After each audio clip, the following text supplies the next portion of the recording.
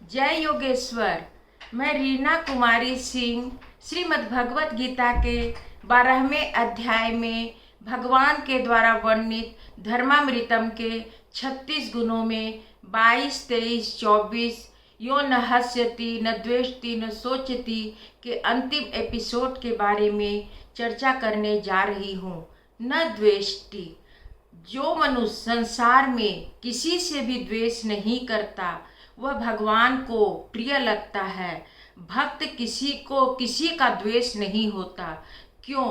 भक्त को सब चीज़ें छोटी लगती है। लड़ाई अपने से बड़े और समकक्ष से की जाती है। यदि कोई किसी बच्चा को चॉकलेट देता है तो हमें द्वेष नहीं होता, पर यदि किसी को 200 का नोट दे तो हमें न दे तो हमें द्वेष होता है। भक्त को सुंदर स्त्री, पुत्र, पैसा, कृति आदि चॉकलेट के समान प्रतीत होती है। अपना वैभव भक्त को दिखानी चाहिए, उसकी दृष्टि से उसमें वृद्धि होती है। बाकी लोग तो द्वेष करते हैं, अंदर से जलते हैं। रासु यज्ञ में दुर्योधन पांडव का वैभव देखकर जल गया था और इसीलिए उसने शकुनी मामा की सलाह से धृतराष्ट्र के द्वारा युधिष्ठिर को जुए में खेलने का निमंत्रण देकर जुआ में उसका सारा वैभव खींच लिया। भक्त को सब अपने लगते हैं, इसीलिए उसे जगत में किसी का द्वेष नहीं होता। सामान्य लोगों की यह समदृष्टि नहीं होती। पड़ोस का लड़का यदि भूल करे तो वह कहता है, देखो इसके माता पिता ने अपने बच्चों को यही संस्कार दिए हैं, इससे इसका औलाद ऐसा है। लेकिन यदि अपना बच्चा गलती करे तो तुरंत कहता है, बेचारा क्या करे, परिस्थिति ही ऐसा था जिसके कारण इसको ऐसा करना पड़ा। अपने और परायों के में निर्णय करने में भेद आ जाता है। एक न्यायाधीश की मान्यता थी कि मनुष्य हत्या करने वाले को फांसी की सजा मिलनी ही चाहिए और वह हत्या के लिए फांसी की सजा देता ही था। लेकिन एक बार संयोग से न्यायाधीश का पुत्र हत्यारा के रूप में उसके सामने उपस्थित हुआ। उसे देखते ही न्यायाधीश की दृष्टि और बुद्धि बदल गई। वह कहने लगा कि यदि कोई आवेश में आकर और किसी का खून कर डाले तो इसे यह नहीं मानना चाहिए कि वह खून इरादा तूत किया है। इस स्थिति में उसे प्राण दंड देना उचित नहीं है, उसे सुधरने का मौका देना चाहिए।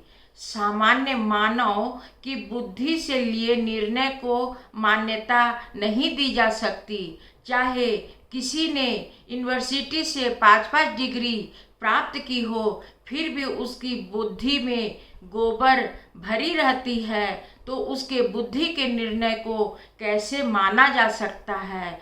आप्त वाक्यम प्रमाणम। आप्त किसे कहते हैं?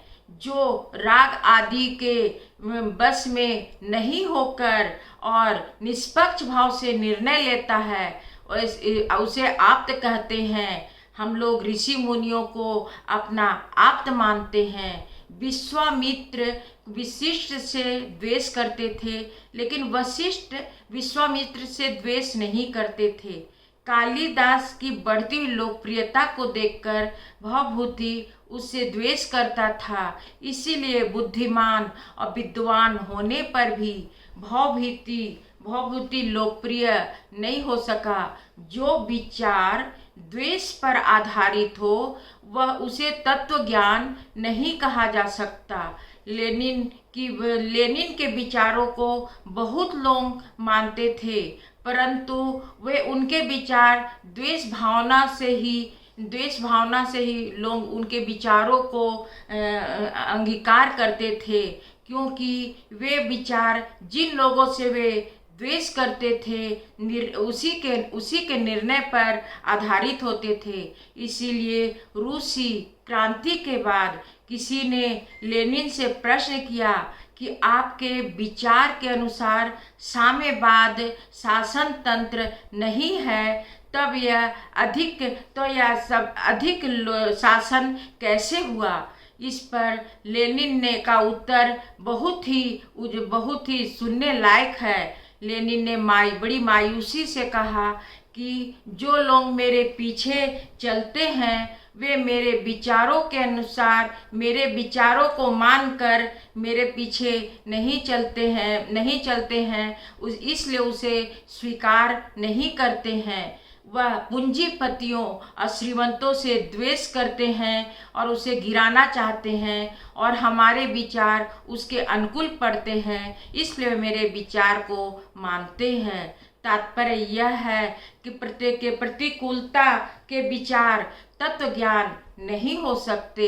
यदि मनुष्य को अपनी संस्कृति अच्छी लगती हो तो विधायक दृष्टि से उसे दूसरों को समझाना चाहिए। दूसरों की संस्कृति से द्वेष करके अपनी संस्कृति को श्रेष्ठ मानने का क्या महत्व है। द्वेष करने से मनुष्य की बुद्धि क्षुद्र और बौना हो जाता है, उसका बौद्धिक संतुलन नष्ट हो जाता है। भगवान ने जो जिसकी बुद्धि किसी भी परिस्थिति और प्रसंग में अविचल रहती है, उसे भगवान पसंद करते हैं। चंचल और चलित लड़की से सामान्य मानव भी शादी करना नहीं चाहता, तो भगवान कैसे करेंगे। धन्यवाद। यदि यह एपिसोड अच्छी लगी हो तो लाइक और सब्सक्राइब अवश्य कीजिएगा। धन्यवाद।